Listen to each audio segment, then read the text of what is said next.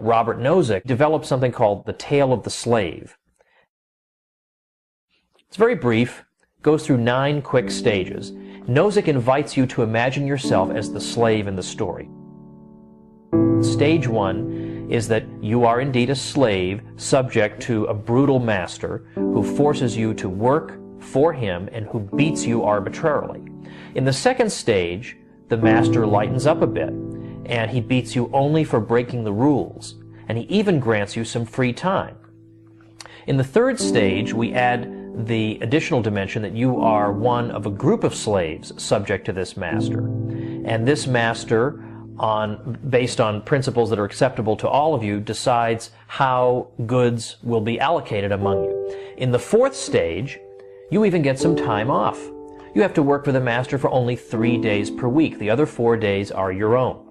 In stage 5, you even get to work wherever you want, but you have to remit to the master 3/7 of your wages to correspond to the 3 days out of 7 that you once worked for him. He also retains the right to recall you into service in emergencies and to increase at any time the fraction of your wages to which he lays claim.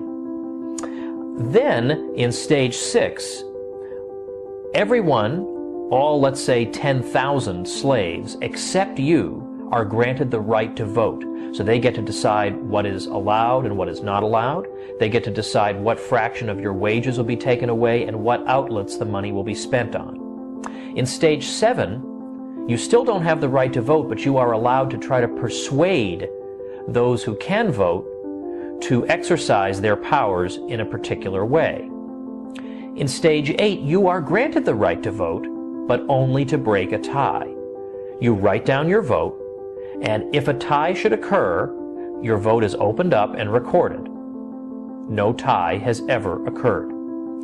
Finally, in stage 9, you are fully granted the right to vote. But this simply means, functionally, that as in stage 8, in case of a tie, your vote carries the issue. But there has never been a tie.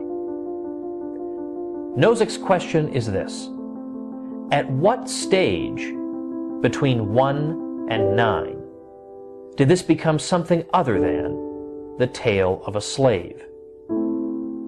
That's the kind of mind-blowing question that makes you rethink everything you've been taught about taxation and society, government.